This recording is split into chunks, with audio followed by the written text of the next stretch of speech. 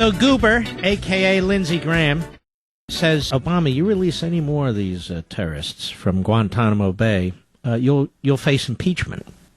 So I got to thinking, does he understand that you're impeached in the House and you're tried in the Senate? I don't think he does, because he was one of the geniuses on the House Judiciary Committee during the Clinton impeachment who insisted that one of the articles of impeachment not include Clinton lying under oath, committing perjury and obstruction in the course of the deposition relating to Paula Jones, where the federal judge flew in, Susan Weber Wright, to oversee it.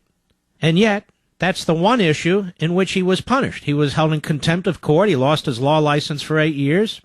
He refused to challenge the contempt because he knew he would be challenging the judge, and he'd have to present evidence. No, I really didn't lie to you, Judge. And he didn't want a hearing like that. He didn't want to expose himself further to the American people as a liar, because now, of course, we know he's such a wonderful man. So Lindsey Graham was the knucklehead on the House Judiciary Committee who opposed that particular count, which was the count that mattered the most, as I wrote at the time. I love the way these Republicans talk. They're so tough. One more time. You need to be impeached. Excuse me, he just released the worst of the worst. If releasing the second tier of terrorists is worthy of impeachment, then what about the worst of the worst, the top shelf terrorists? Well, we know nothing. And then we're told, withhold judgment, just sit back. Country's going to hell. We should just withhold judgment, just sit back. I say bullcrap to that. As a matter of fact, I say this. Obama makes Neville Chamberlain look good. And he does. And then I want to ask a question. We had Iran-Contra hearings. For a year and a half, the nation was mesmerized because the media said, wait a minute, Ronald Reagan violated the Bowling Act. Now, most of you think the Bowling Act is Eric Bowling on Fox. It's not. It was a former congressman. Violated the Bowling Act. What was the Bowling Act? It was an act that said that the administration must not provide any assistance to the freedom fighters in Nicaragua. Well, Reagan didn't know about it. That is, quote unquote, arms for hostages. He didn't know that the money was going to wind up with the Contras. Now, that said, I want you to look at juxtapose these two things. Number one, the position of the Reagan administration at the time was, first of all, we couldn't violate the Bowling Act since it was an unconstitutional law. Congress cannot tell the president how to conduct foreign policy by getting into the weeds like that. What kind of arms our troops can carry in a particular battle, what kind of battle they can go into, whether we assist this group or that group. It's not a matter of declaring war because we weren't at war. The liberals said, no way, get them. Nobody was ever indicted for violating that statute because it was unconstitutional. Now look today. We're the liberals for the violation, quote unquote, of the 30-day rule that they put in place that Obama signed before they would release any more terrorists out of Guantanamo Bay, give Congress a heads up. Well, that's presidential powers. That's an implied power, if not an explicit power. He doesn't have. What the hell? We held 18 months of hearings trying to drag down the Reagan administration on the Bowling Amendment, and now they just dismiss this. Well, of course Obama can violate the 30-day rule. He's the president. He doesn't have to listen to Congress. I have a historical memory about these things. That's number one.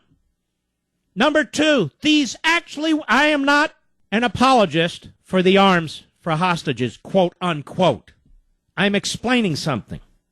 This is 10 times worse than arms for hostages. First of all, notice the word, hostages. These are people who were taken against their will. And Reagan was being told that the CIA station chief there was being brutally tortured. And he wanted to get him out under any and all circumstances. You can attack him for that if you wish. The situation today isn't arms for hostages. It's a guy, whether it's official desertion or not, he left his base. He left his unit. He walked off into the enemy's arms. I don't care if he's drunk or not. That doesn't excuse anything. If you're drunk and you're driving a car, that makes it worse. You don't create an excuse or an acceptance. But whatever he did, Obama released 5 of the world's worst mass murdering terrorists to go back onto the battlefield. Can you imagine if Reagan did something like that? and yet no demands for massive joint Senate-House hearings, nothing from the phony media. They were calling for Reagan's head. They were calling for him to resign. They were calling for his impeachment. And now they tell us, hey, don't pass judgment. Just sit back. I am sick and tired of the radical left in this country, whether they're dressed up as politicians or dressed up as media or dressed up as something else, telling us what to do as they keep promoting their hypocrisy and their contradictions, as they keep protecting leftists like Obama and their agenda while trashing conservatives. We had Iran-Contra hearings. Why aren't we having the Taliban 5 hearings? Why hasn't a single damn Republican congressman or senator demanded joint hearings of the Iran-Contra style, a special committee, the Taliban 5 hearings? And where are the media? I'm sure the networks will demand 24-hour-a-day coverage with the Klieg lights on and the cameras going the way they did during Iran-Contra. Where is that? Nowhere. Nowhere. Zero. Well, this is really because everybody hates Obama. Hates Obama? I despise what Obama does. It's not personal, but the fact is he's destroying the country. He's destroying our traditions. He's destroying what's come before, and that's his M.O. That's what he was indoctrinated to do. That's what Karl Marx tells him in the Communist Manifesto. That's what that lunatic, Reverend Wright, that's what he tells him. These are the people he hung around. I'm not going to sit back and reserve judgment on anyone or anything. It's not that we hate Obama, it's that Obama hates us. It's not that we hate Obama, it's that Obama appears to hate this country. Certainly, if you want to fundamentally transform it, you're not exactly in love with it. When Obama took an oath twice to uphold the Constitution, what did he think that meant? When you're elected president, you don't have the right to evade the Constitution, to rewrite our statutes. You're elected president to operate within and live within the enumerated powers in the Constitution under Article 2. And yet he doesn't like it. I don't understand. So why did he put his hand on the Bible and raise his other hand and swear to uphold the Constitution when he has no intention of upholding the Constitution, as demonstrated by his actions and that pen of his? Somebody take that damn pen away from him. So we should demand the Taliban 5 joint congressional hearings. We should demand that these phony network TV stations, broadcast companies, cover them. But it won't happen. You want to know why? I'm Johnny Boehner. He's so great. I know he's great because Jennifer Rubin, writing there at the Washington Compost, 90% of you, 100% of you, don't even know who she is. She tells us he's great. And Mitch McConnell, they're just so wonderful. And not just them. All the lobbyists who are former staffers up there on the social sites and writing columns for The Hill and roll call. These guys are just terrific. Oh, great. They're just great. Why would you want to replace these guys?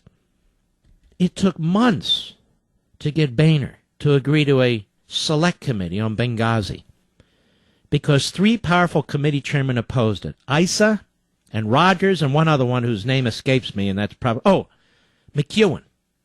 Hey, we'll handle this. We know petty politics, parochial power struggles. This is what they're good at. This is what they know, nothing else. So I'm demanding today, and you'll say, well, big deal, you're demanding it. Well, I demanded a select committee for months and months and months. We finally got one of those. I know, yippee, but still. We want a joint House, Senate hearing, a committee, the Taliban 5 committee, or call it whatever you want, to get to the bottom of this. Because there are now 5 little Hitlers running around the world who are going to go back into their little hellholes, trying to figure out how to take down a few more of our buildings and blow up some of our cities. And I don't think this is a joke. And I don't think this is partisanship. I think this is serious as hell.